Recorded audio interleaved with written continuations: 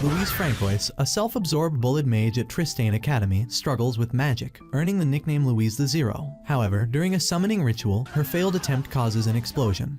But instead of nothing, a boy named Sato Hiraga from another world appears. Forced to serve as her familiar, Sato's mysterious hand mark suggests he may be far more powerful than anyone expected. Welcome to the magical world of Halkagenia, where the Tristan Academy for Magicians teaches the art of magic. On her first day as a second-year student, Louise de la Valliere gets ready for school, wearing a cute school uniform, where the teacher introduces herself to the class as Chevreuse the Red Moon, and her attribute element is Earth. Furthermore, she will be teaching them Earth magic for the coming year. The students, like in every school, are busy in their own stuff, ignoring everything she says. However, the scenario changes when she asks the class a question. Miss Chevreuse brings out the stones to demonstrate something incredible, and just as we expected, she turns the ordinary pebbles into brass, which astonishes everyone. Following that, she chooses Louise to try this simple spell and change pebbles into a metal of her choice. The students voice their reservations, but the teacher, unaware of Louise's precedence, insists that she must perform the spell. And just when the pervert principal thinks that this year has rather begun calmly, they hear a loud blast which ruins the naughty mood of the old geezer. He has to divert his attention from his secretary to this nuisance. Louise's spell turns the entire class upside down. Unfortunately, despite hailing from a famous magician family, Louise has a 0% success rate for casting spells, which earns her the nickname Louise the Zero from her peers. The teacher must be regretting her choice to give this girl a chance. On her way back from the office, students mock Louise for her worst magic abilities, and the fuming Louise in response challenges them for the summoning ritual. But deep within Louise, a realization gnaws at her core, acknowledging that she has made a commitment that surpasses her current abilities. A sense of regret washes over her as she recognizes that she should never have challenged herself to such daunting heights. Things take a turn for the worse during the familiar summoning ceremony, when Louise's classmates Kirch and Gitch successfully summon a fire salamander and a large mole, respectively. As Louise's turn, things go haywire, and she accidentally summons a human being who cannot understand her language. Everyone gets shocked to see a live human being summoned, although he is a peasant with no brains. She wants to try again, but the administrator forbids her, as it is a blasphemy for the ritual itself. This guy is already chosen as a familiar for the rest of her life. Disappointed but unable to break the ritual's tradition, Louise makes a contract with Sato by kissing him, which causes runes to appear on his left hand. Sato's mind reels with shock as he finds himself standing before humans dressed in unfamiliar attire. Confusion grips him as he tries to comprehend the sight before him, unable to discern the meaning. Sato initially thinks he's been kidnapped, but unfortunately, he has been entrapped in even more complex scenarios. Sato opens his eyes in Louise's room. She orders her familiar to work for her, else she will not feed him, causing them to get into more of a one-sided. He tries to put up a fight, and he immediately gets silenced to see her getting undressed right in front of him. Louise tries to silence him with a silencing spell, but it backfires, and Sato can suddenly understand and speak Louise's language. She tells her about the kingdom and the summoning stuff, which is actually the reason behind his appearance here. Suddenly, as she turns to the wall, Sato sneaks from the room. He aspires to escape the building and find a way back to his home.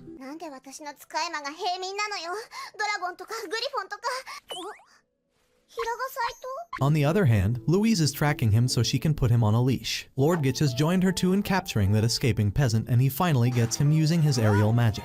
The big bosom girl doesn't let this chance go away to troll her fellow, and laughs hysterically by pointing out that a familiar is running from the master. He fails miserably in this attempt, and gets shocked to discover he's been transported to another world when he sees the two moons in the sky. Back in Japan, Sato was strolling through the streets when came across a weird-looking portal and impulsively touched it. Upon touching the entrance, it dragged Sato inside, and within a blink of an eye, he found himself trapped in the weird-looking world. As Sato wakes up the next morning, he feels the sting of the whip on his back and chains to restrict him, reminding him of his servitude to Louise as a familiar. But he doesn't let it dampen his spirits, for today is a new day, and who knows what adventure or danger it might bring. Well.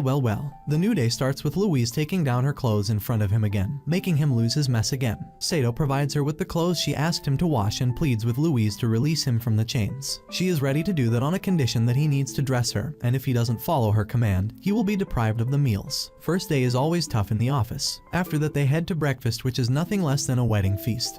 and the otherworldly boy gets impressed to see all these lavish items on table. However, it soon changes into disappointment because this meal is for nobles and not peasants. Also, Sato notices the meager amount of food Louise offers him, a mere piece of bread, while she feasts on a lavish spread fit for a queen. Louise takes Sato to the place where all second-year students are playing with their familiars on their off day, and needs to communicate with each other. Right there, Kirch flexes her big assets and her familiar to Sato, while making sure to demean Louise the Zero in this flexing. However, his attention is soon diverted by a maid with an accidental encounter, who offers him a warm smile. She tells Sato about the world he is entrapped in and the principles of living defined for nobles and peasants. Those who can use magic are nobles and the rest are peasants who are meant to serve the nobles. Sato, who always rebels against the arrogance of nobles, and is quick to mock Gitch's two-timing nature. He exposes the playboy nature of this noble in front of the whole class, which creates a scene in this party. This doesn't sit well with the noble. The girls humiliate Gitch in front of the entire class. Agonized by his humiliation, he challenges Sato to a duel.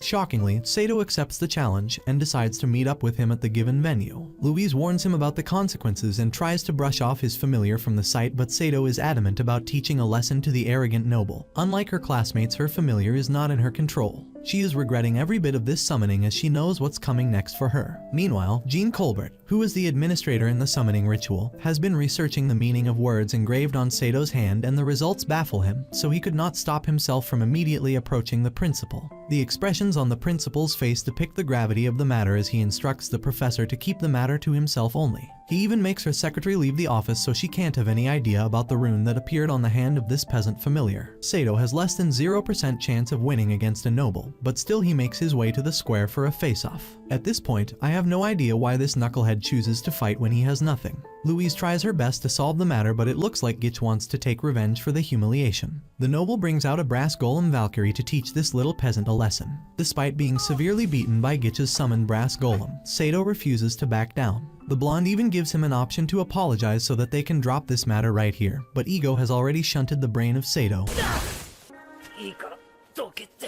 and he is not going to swallow it. In the office, the old Osman reveals that this rune is actually a legendary thing, linking its history with one of the lost corners of the Pentagon. Impressed by Sato's bravery, Gitch tosses him a sword to even the playing field. He ignores the pleading and orders of his master and picks up the sword, as he has made up his mind that he is at least not going to bow his head to a noble like him, because it is the matter of his survival here. As soon as he picks up the sword, the runes on Sato's hand begin to glow, and the whole class cheers for him. Surprisingly, the pain goes away and it enhances his strength and speed, Ultima giving him sword skills he never knew he had. He takes down the first brass golem with a single swing, shocking everyone around. With a few swift strikes, he takes down multiple golems at once and knocks Gitch down. Sato defeats Gitch in a stunning manner, making him yield in front of everyone. The Lord can't believe that something like this can even happen, as he was so full of his superiority complex regarding nobles being the bestest. On the other hand, Sato's triumph is short-lived, as he collapses from fatigue as soon as he takes his hand off the sword, and the toll of the battle turns heavy on him as he falls on the ground, losing consciousness. Mr. Colbert and Headmaster Osmond begin to suspect that Sato may be a legendary familiar, with his victory over Gitch being the latest in a series of remarkable feats. Sato wakes up after 3 days and 3 nights of unconsciousness, and the maid reveals that Louise has been diligently tending to him during his incapacitated state. A mix of emotions surges within him. Trembling with gratitude, he casts a glance at Louise, who sleeps nearby, looking utterly exhausted from her unwavering dedication to his well-being. The twist in the tale, and I bet from here on things are going to take a turn for Sato and Louise. As a consequence of Sato's 3-day illness, Louise hands him heaps of laundry to wash, and when Sato does not complete the task in time, Louise rebukes Sato. However, the helpless boy doesn't argue with her, considering she looked after her for 3 days straight. He is really moved by her care, but she destroys his feelings by telling him that it was just a master-slave stuff,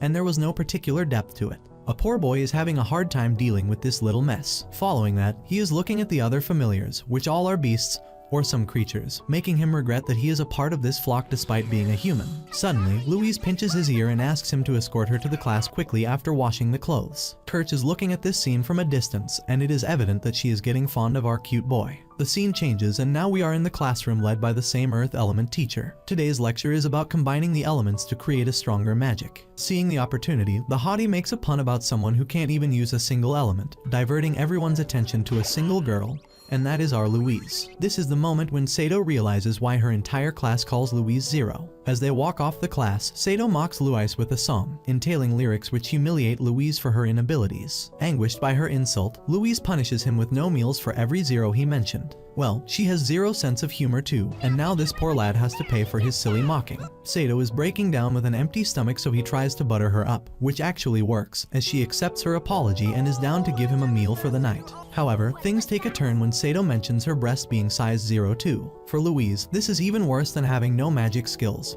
so she decides to make him sleep out of the room in addition to no food. This is the reason one should not let his tongue slip. In the corridor, Siesta finds Sato shivering in the cold outside the room and takes him to the kitchen, where all the other peasants applaud Sato for his win over the noble. He is served delicious food, and Sato has become quite popular among the commoners, who now refer to him as our sword. They are proud of his accomplishment against that snobby noble. The head chef starts acting weird and tries to kiss him, but he pushes him away,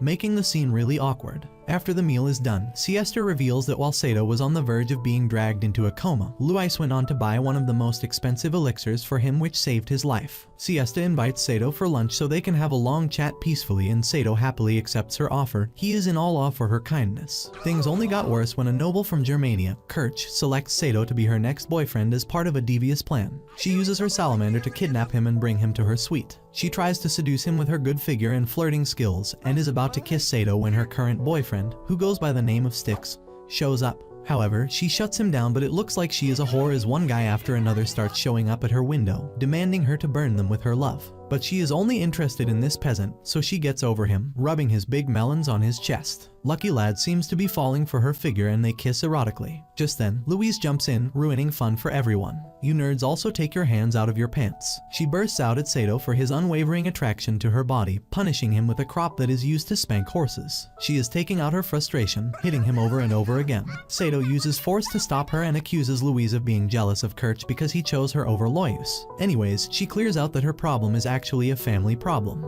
The Zerbst and her family are always on the edge of sword, so she can't tolerate her familiar to have any kind of relationship with a Zerbst whore. After considering Sato's hidden talent with a sword, Louise drags him to town to buy him one. Kirch approaches Tabetha and requests her to follow Louise and Sato, who just left on a horse. Tabetha uses her mythical familiar to chase after a couple on the horse. Upon Loyus's demand for a thicker and bigger sword, the shopkeeper pulls out his most exquisite item. It's the sword from the famous alchemist mage hailing from Germania. But Louise fails to buy a sword of 3,000 gold coins, and they have to settle for a rusty-looking sword. The noble was poorer than we thought, as she had only 100 coins in her pocket. Kirch, on the other hand, has been spying on them in town. She purchases the expensive sword of Germania for mere 500 coins by seducing the shopkeeper with his good physique, boasting her assets with pride to make him fall for it. Sato absolutely loved this sword, as it was a million times better than the rusted old one. Third gift surges her conflict with Louise, while Sato accepts both gifts to ease the situation. It is then that Sato's sword revealed itself to be the talking sword,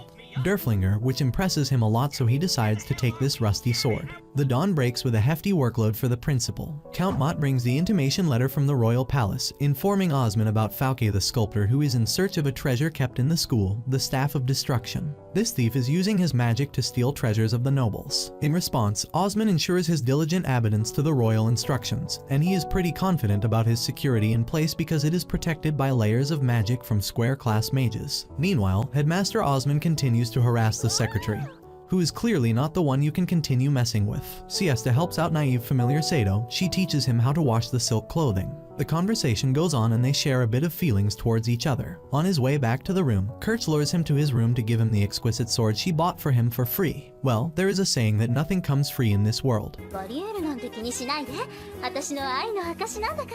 Although Sato is hesitant to go in the room with her, he is still overwhelmed by the sword. Kirch is all eyes on Sato, ready to test the springs at any moment. Sato wonders why a woman who has so many men falling for her looks is persistent to sleep with a mere familiar. However, displeased by her remarks about his appearance, begins striding toward the exit. Kirch persuades Sato for one after another gift, be it her remarkable breast or some infamous magic item, but Sato cares a little about her offerings. Suddenly, Louise opens the door with a bang looking for Sato and rescues him from Kirch's lust, saving his virginity for another day. After heading into the room, he gets scolded by his lady master for getting hunted by Kirch so easily, so she beats him again with the cane. The next day, Sato ends up in the kitchen while wandering in the school. He inquires about Siesta from the head chef, and he informs that she has been forced into the service of Count Mott as his mistress. Disgusted by the noble's lack of regard for commoners, Sato decides to bring her back. Sato joins hands with Gitch to make his way to the mansion, but he is caught by the guards who produce him before the Count, who's trying to have a good time with her new mistress. He listens to Sato's plea and his valor to do anything in return for him. So, in return for sparing his and Siesta's life, the Count asks for a particular family heirloom book from a Germania family. As the Count elaborates on the attributes and significance of the book and its belongings, Sato is struck by a sudden realization, concluding that the book may indeed belong to Kirch. In a rush of determination, Sato swiftly decides to make his way back to the academy. He comes across Louise riding on the horse to save his ass. He jumps on the horse and heads back to the institute with her. She tells him to forget about Siesta, as she is now a servant of the royal stature. After she sleeps, Sato sneaks out, making his way to Kirch's room. He asks Kirch for the book, which she is willing to hand over since she is not much into reading,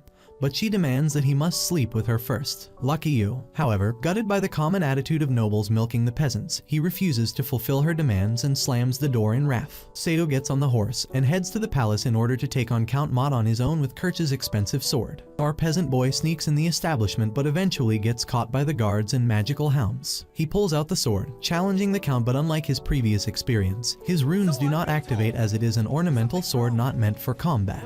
He struggles to even lift it. In response to his insolent behavior, the Count gives him some beatings with his magic. Louise and the others arrive just in time to prevent Sato from being executed. Louise immediately apologizes to the Mott for her familiar's behavior, agreeing to accept any kind of punishment on his behalf. Kirch agreed to give Count Mott the book in exchange for Siesta's freedom and for Sato's offense to be forgiven. Sato catches a glimpse of the heirloom book and he is surprised to find that it is just an old sneezy magazine from Japan.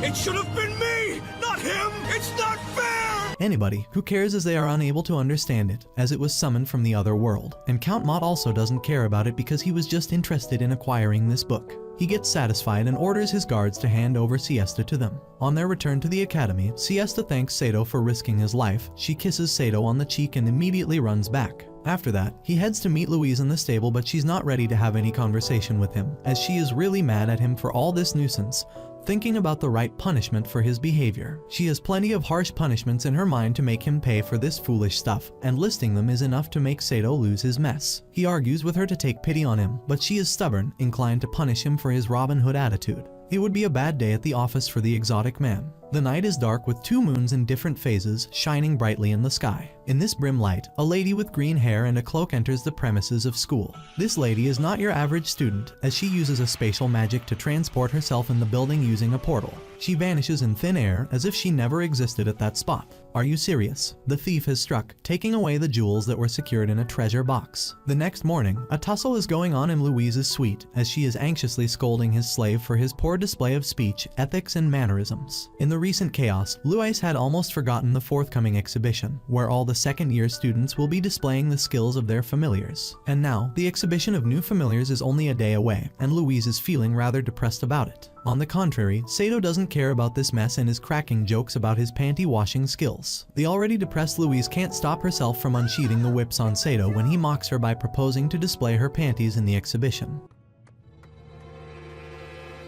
Though she is worried for all the right reasons, not only does Sato have nothing impressive to show, but this year, the Princess of Tristine is also present, making the event even more important. Suddenly, she gets an idea to display his sword skills, but good-for-nothing guy tells him that he was unable to even pick up the sword properly at the Count's mansion. Anyways, he decides to give it another try, swinging his talking sword in the ground. But nothing magical is happening for him. Finally, he gives up, and right then Siesta comes there, which makes him blush. She tells him about Lady Henrietta, which might be the princess that we talked earlier about. In the principal office, the secretary is informing the headmaster about the preparations, but this old geezer is more interested in taking a peek at her panties with his spying mouse. All the students are sharpening the skills of their familiars to impress the princess. The entire second-year class is preparing for the exhibition with zeal except for Louise and Sato. On the other hand, Longville probes Professor Colbert on the thought behind moving the guards from the treasure to the gate. to which Colbert responds that the limitation of having enough number of guards is the reason behind moving them. Moreover, he is confident that the sculptor will not dare roam around the academy in presence of the princess and so many guards on the premises. He is chill about leaving the treasure room unguarded because even triangle level mages don't stand a chance against this door. The day has arrived when the princess will bless everyone's eyes. Everyone is in awe of the mesmerizing beauty of the princess, who gracefully greets the hosts. In the night, a visitor to Louise's room turns out to be Princess Henrietta, her childhood friend.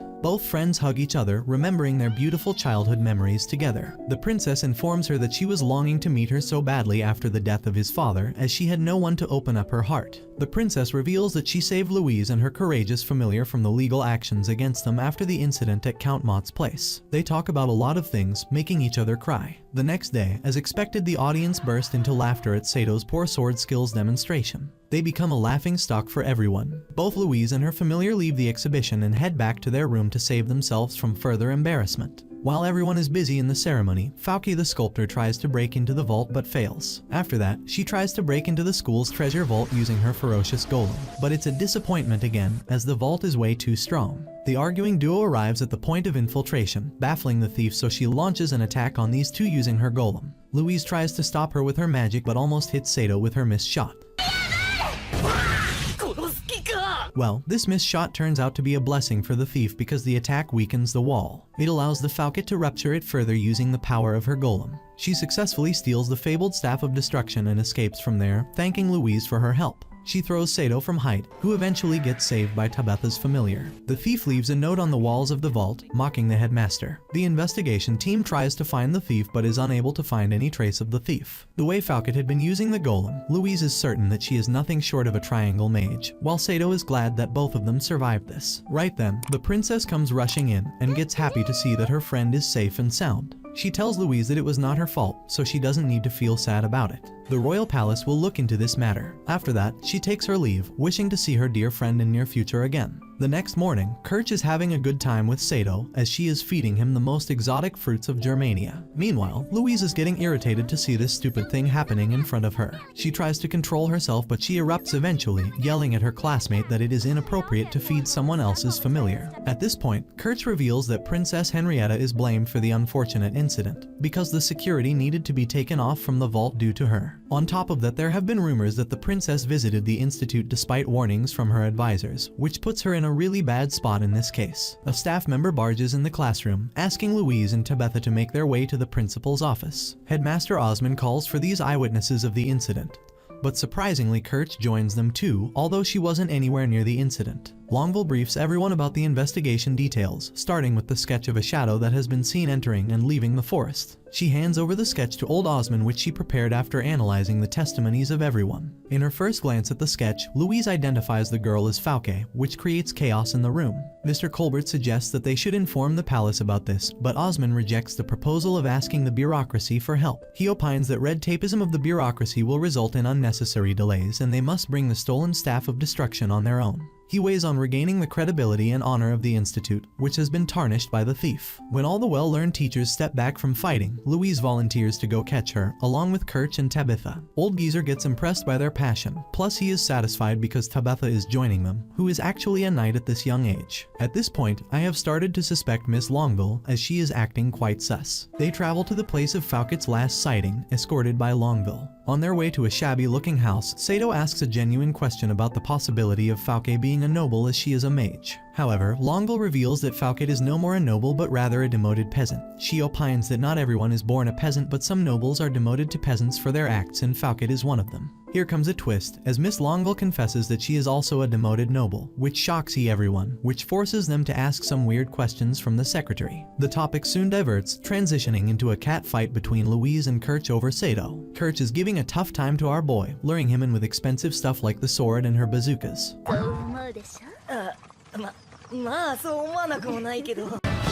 It's not fair! All of them reach the whereabouts of the Fauke in the middle of nowhere. They send Sato to take a look around and waits for a signal from him. Sato takes a good look around and then signals them to enter the empty house. Louise stands guard outside while Miss Longville offers to scout the area around. Tabitha, Sato and Kirch enter the house, where after a bit of searching Tabitha discovers the hidden staff of destruction in a wooden box at the corner. They are about to check the inside of the box when Falket's golem appears outside. Kirch and Tabitha fight with their powerful spells of air and fire, but it does not affect the golem at all, as it continues to rattle the surroundings. Louise wants to make her name, and she aspires to defeat the golem and wash away all the humiliations of her classmates, but she fails. Sato rushes in to save her from the punch of golem, and hardly manages to get out of it. Oh my god. He slaps her for pulling off this stunt, making her cry over the fact that she is useless and everyone makes fun of her. After handing her over to Tabitha, he heads towards the golem using exotic sword from Germania, which breaks as soon as it gets in contact with the golem. At this point, the talking swords wake up, ordering him to draw it out.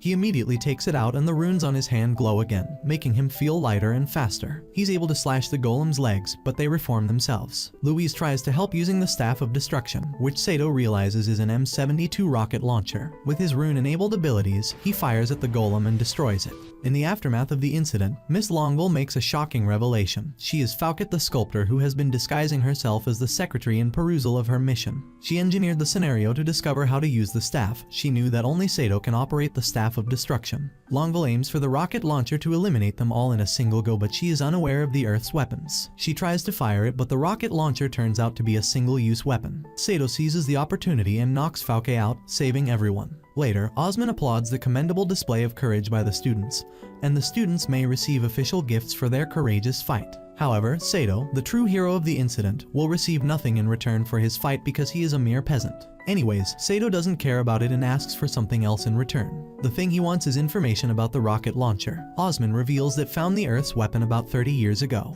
At that time, he was fighting a monster when a man from another world, dressed in a weird uniform, saved him. Moreover, the man had serious wounds and he couldn't recover from those injuries, so he had no chance to have a chat with him. He used one of his 2 staffs to save his life. After the man died, Osmond buried him and kept the remaining staff. The school holds a ball to celebrate this achievement and Louise asks Sato to dance and thanks him for saving her. She finally believes that he is from another world, and he finally accepts that he is her familiar.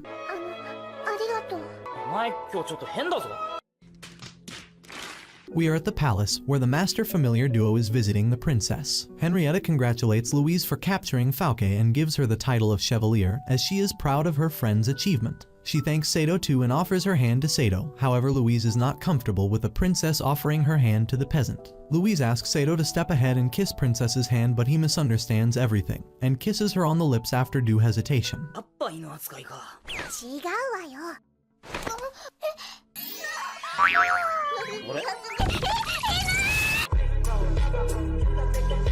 This unexpected action takes both best friends by surprise, while the princess loses her consciousness over it.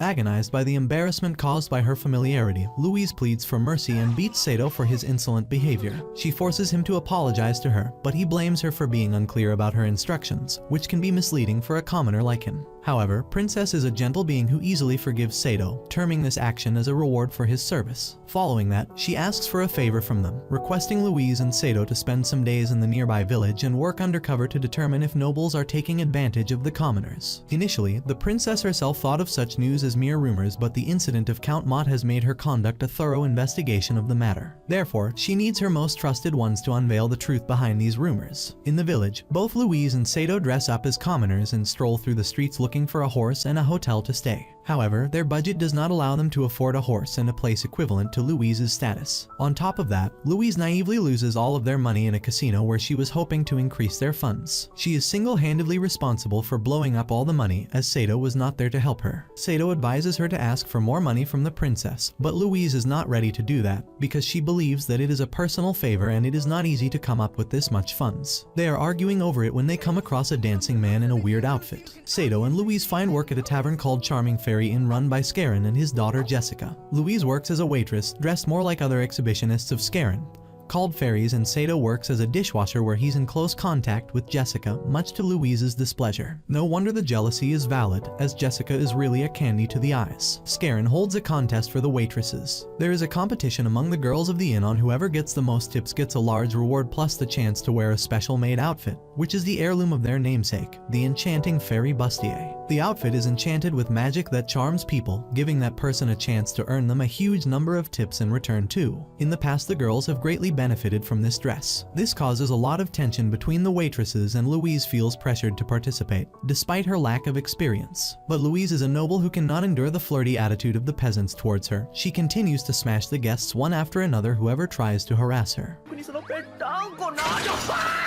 She is already messed up with this job, but Sato tries to calm her down, stating that they have no option other than this. They got a place to sleep and free food to eat. On the other hand, a sound bonding is developing between Jessica and Sato. Louise glares at them in wrath when she hears them bursting into waves of laughter. Sato is having a great time with her, focusing fully on her big breasts, which is making Louise more insecure. In the room, Jessica reveals that she is aware of the fact that both Sato and Louise are not brother and sister. Moreover, Louise is rather a noble disguised as a commoner. She lures Sato with her body, offering to teach him some naughty stuff in exchange for spitting out the secret, but suddenly Louise enters the room and spoils the fun. Sato tries to cover it up, but she kicks her in the nuts to shut his senses. After a heated argument between the girls regarding the poor performance and small breasts, Louise drags Sato out of the room, regretting over her luck in this scenario. On the last day of competition, a noble tax collector, who goes by the name of Cheline, enters the inn with a number of guards. When Scarin tries to explain that inn is already to its capacity, the noble coercively empties the inn, using the force. He sits at the table, mocking the owner for it being empty. Meanwhile, Jessica informs Sato about the fat guy that collects levy, and they can't stand up to him. Plus, he doesn't pay tips or anything after having everything.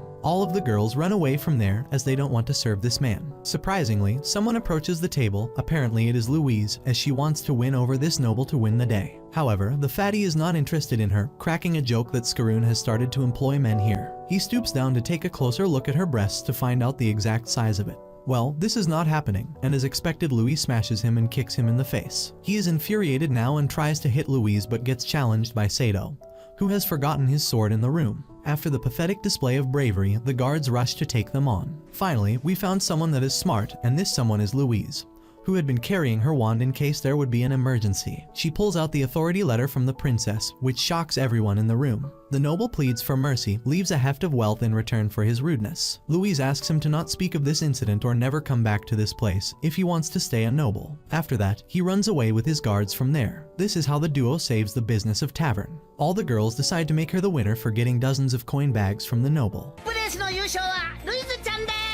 Back in the room, Louise wears the maid outfit, which takes Sato by surprise, and he is at a loss of words to describe the beauty of Louise. A mysterious individual arrives in the royal prison to rescue Fauke the sculptor, whose actual name is Matilda of South Gotha. Sato and Louise head back to the academy, which appears quieter than usual. The pervert Sato is touching her at weird places, which spoils her mood. Louise maintains that summer vacations have begun, and the students are buzzing with excitement as they plan their travels or head back to their homes. They come across Kirch and Tabitha, who are getting in the carriage. They are surprised to see Lousy still here, as they thought that she had already left. Kirch decides to accompany Tabitha on her journey back home as she hugs Sato passionately, burying her deep in her jugs before she departs. Such a lucky bastard this guy is. On their way, Kirch reveals how she ran off from her home country when her family forced Kirch into a marriage with some old man, only because she used to have fun. They made her quit her school and decided to marry her to save their image. Suddenly, their carriage stops and a farmer informs them about the problem ahead. They are compelled to change the road because of water overflow in the nearby lake lately, which has submerged an entire town.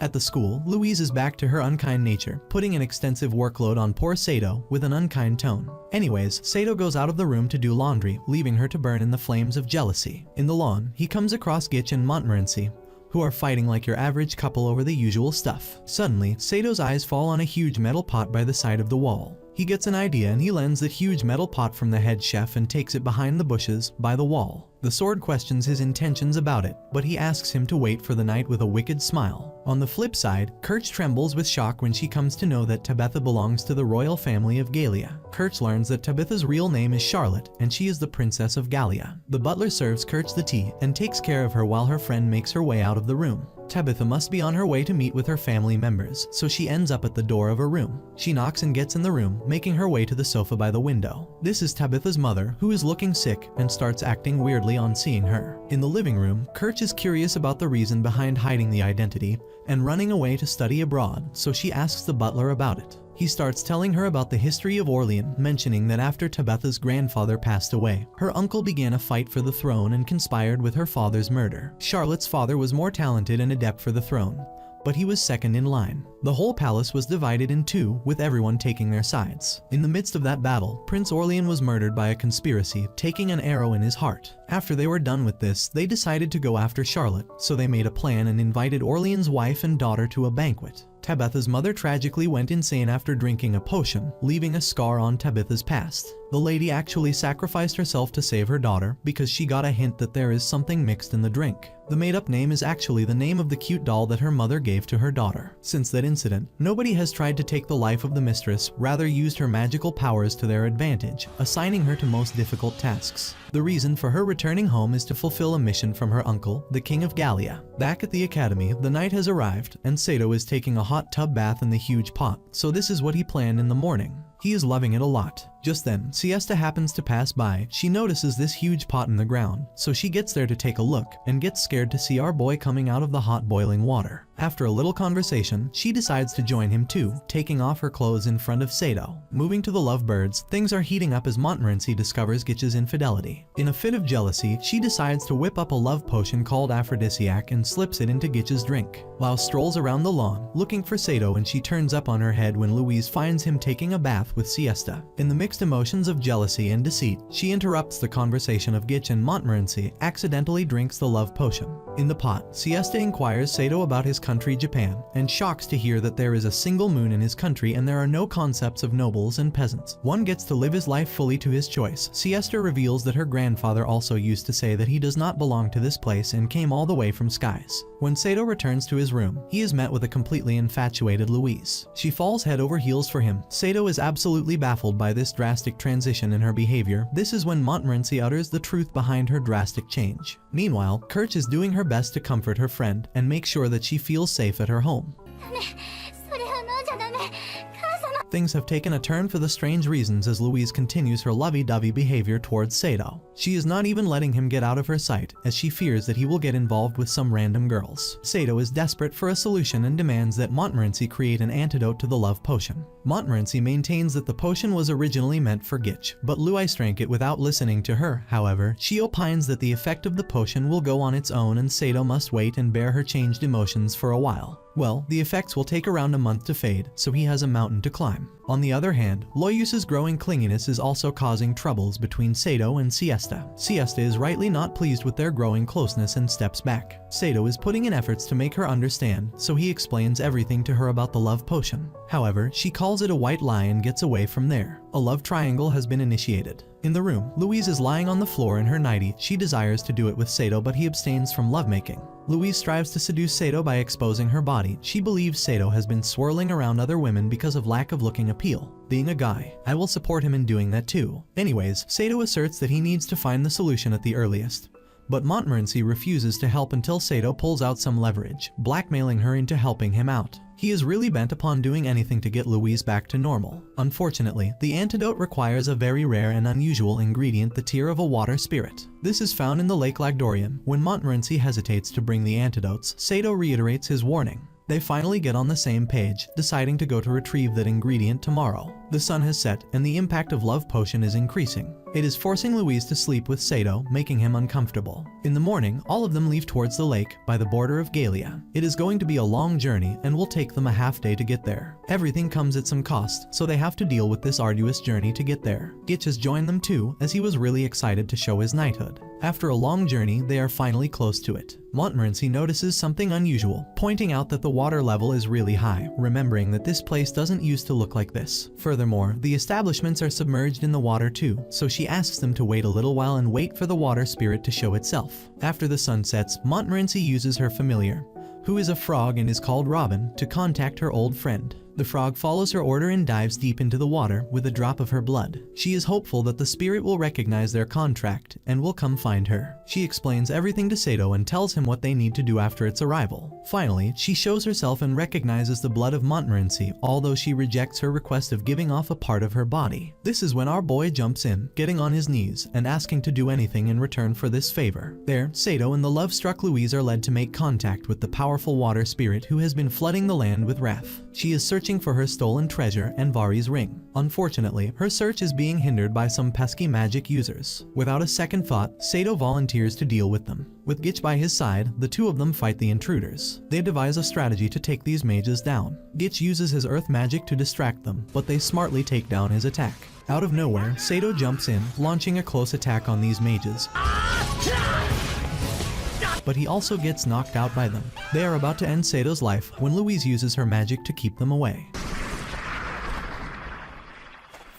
This is the moment they discover to their surprise that they are none other than Kirch and Tabitha, a twist in the tale for everyone. Despite the shocking revelation, Sato promises to help the water spirit find her precious treasure. All they want is their treasure to be returned, and they will stop their long-term plan of covering the whole planet in water. When asked about who took her treasure, the spirit replies that she only knows the name of a person involved in the theft, Cromwell. Sato promises her to bring back the given ring that grants life to artificial souls, although all of his friends are against it, as they feel like it is an impossible task for them. Irrespective of everything, Sato has already made up his mind, which impresses the water spirit. She believes the words of this peasant and grants him the rare ingredient, called the teardrop. She tells them that Gundalf has kept his promise in the distant past too, so she can trust Gundalf again. After that, the spirit promises to bring down the water level, which works for Tabitha too. Finally, the aura of love potion is ended, but here comes another trouble. Louise remembers everything she did and said during that time, making her feel embarrassed to the core. Louise is lashing out at him when someone jumps in from the window, and that person is Princess Tristan. Meanwhile, a secret plan is being devised to take down the kingdom, and the person leading the charge is Cromwell. We are going to witness a thriller in the near future to give that news, rather she has something in her mind to retrieve an item. Henrietta wrote to Prince Wales of Albion must be brought back to the princess. If the contents of the letters are disclosed, it can result in a plain rejection of her marriage in Germania. Sato is unable to grasp these kingdoms' matters, and the prince starts crying, putting her hope in the hands of her best friend and her slave boy. Louise tries to calm her down by telling her that, which makes the duo jealous. Later, Panties, Siesta walks up to him and apologizes for her rude behavior the other day. Ever since the spirit of water called him Gundalf, the words have been relentlessly echoing in his mind. Gundalf, but he can't confirm it without the presence of some void mage user. Suddenly, he smells something. Gilbert somehow got his hands on it and is now trying to replicate it. Louise is really nervous, questioning her ability to go through with this journey. She is not confident in her skills or magic, but Sato assures her that he will protect her at all costs. The next morning, Verdan, the familiar of Gitch, attacks Louise, trying to take off the princess. The guy lands from the sky, wearing a fancy outfit, riding on a mythical creature is the Esquadron. Meanwhile, swirling around the mountains, they reach the infamous port village of La Rochelle, which is crafted from a single boulder, and the already jealous Sato accepts the challenge. To our surprise, there is an uninvited guest there too,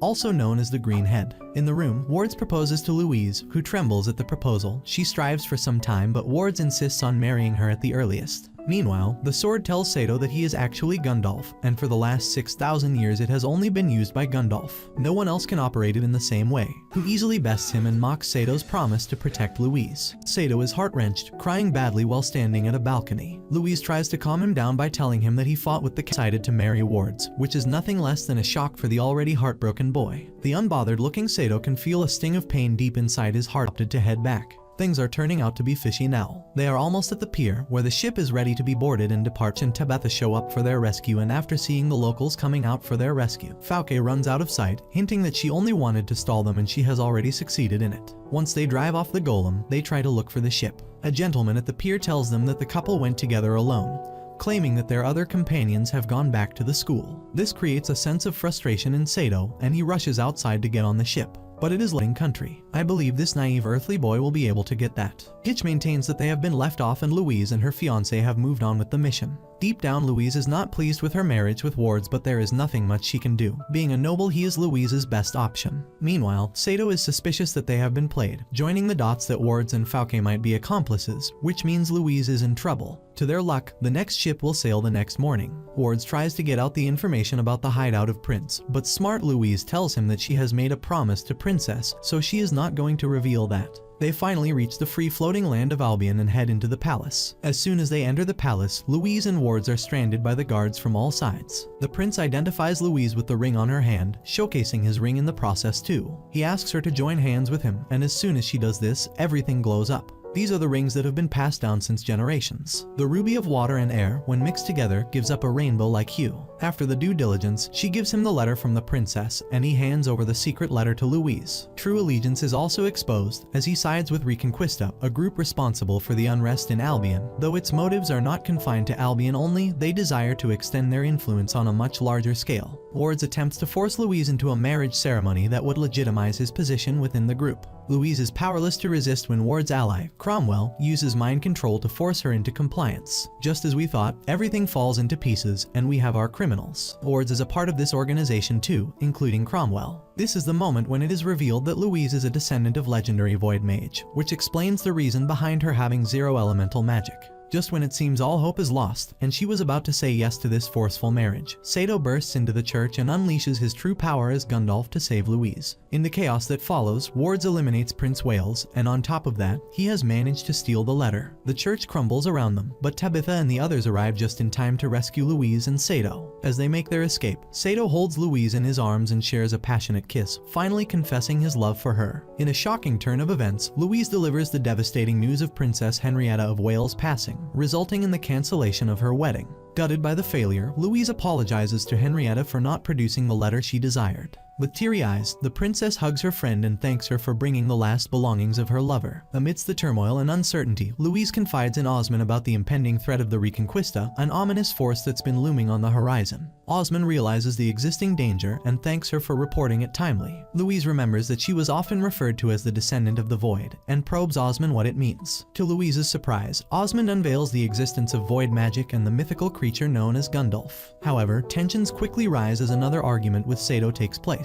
She is thinking about the kiss and the normal behavior of Sato, as if nothing has happened. In all this ruckus, the elastic of Louise's panty tears and the panty slides down her thighs, which embarrasses her. Louise uses her whip to punish her familiar for not taking care of the belongings. Sato is fed up with bearing this nonsense, so he walks out of there in anger. He goes near the huge pot by the wall to take out his frustration. He is having second thoughts about kissing Louise the other night. Right then, Siesta arrives there and breaks the news of heading back to her hometown. Sato asks her about the story of her great-grandfather, who is also from another world. She narrates the story of two dragons that emerged in the sky. One of the dragons was carrying her great-grandfather, who used to assert that he came to this world on the dragon. She tells him that it became a family heirloom and has been kept safe somewhere in the hometown, but she has never seen it. Sato asks Siesta to take him to her home, the village of Taubes. It looks like he has something in his mind, especially after remembering the blood of the dragon, which looked more like the fuel of an engine. I guess all of you have the same thing in the mind. Kirch, Tabetha, and Gitch were eavesdropping on their conversations and they decide to follow them to the village to find the dragon, along with some treasure. While looking for Sato, Louise comes across the specific point where she first summoned her familiar. She is losing her mind over the moments she has spent with Sato over the period. Suddenly, she notices that Sato is leaving out of the gate with Siesta on a horse. She gets jealous and heads to the head chef, who informs Louise about the sudden departure of Siesta to her home. Louise quickly inferences that Sato must have accompanied her and she decides to head to the village with Professor Colbert, who is also heading to the same village in search of the dragon. Sato and Siesta navigate through treacherous terrain and unexpected obstacles, making their way to the much-anticipated village. Siesta heads to her home to find out the exact location of the enshrined heirloom and the treasure, while Sato decides to wait on the outskirts of the village. He feels so happy and comfortable with her, and that can be seen from the glow on his face. He just can't get over her kindness and ethics. She finally comes back with a map, which she secretly brought out from the shed. She informs him that it is known as Robe of the Dragon, and her great-grandfather used this land here. They are focused on the task when a sudden interruption from Kirch scares them. Well, she is not alone, as she has also brought Gitch and Tabitha too. They make their way to the cave marked on the map. Walking the pitch-dark cave, they comb for the dragon with their hidden objectives. Suddenly, they hear footsteps, which alerts them and they warn each other of the danger. No surprise, this is Mr. Colbert, who is also there to find out about the dragon. The teacher briefs all of them about his mission, while Louise and Sato are busy fighting. Interestingly, the tunnel opens on the flip side of the cave, where a shabby-looking house is situated. The epitaph etched on its surface reveals a startling truth. The dragon they've been seeking is none other than a Japanese aircraft from World War II, piloted by Siesta's great-grandfather who had been transported to Halkaginia during the solar eclipse. Sato's heart gets heavy to find his mother language on the stone. This is the first thing in this world that took him back to his country. After taking a closer look, our boy is certain that it is from his world. He is now sure that Siesta also belongs to the Japanese background. Professor Colbert asserts that if this aircraft brought her grandfather to this world during the eclipse, maybe it can take Sato back to his world during the coming solar eclipse. The fear of losing Sato engulfs Louise as she hears their speculations. On the other hand, for the first time Sato is optimistic about finding his way back to his home. Although, these are all assumptions, but this is his best chance to return to his world. In the palace, there is sadness all around as the engagement has been called off and the contents of the letter has been made public. The royal family has accepted their destiny. Albion announces war on Tristane as they return the plane to the school. Sato gets on the plane after requesting Mr. Colbert to develop more gasoline. Meanwhile, the Albion has launched their plan, and they want to use Tristane as a springboard to conquer the remainder of the continent,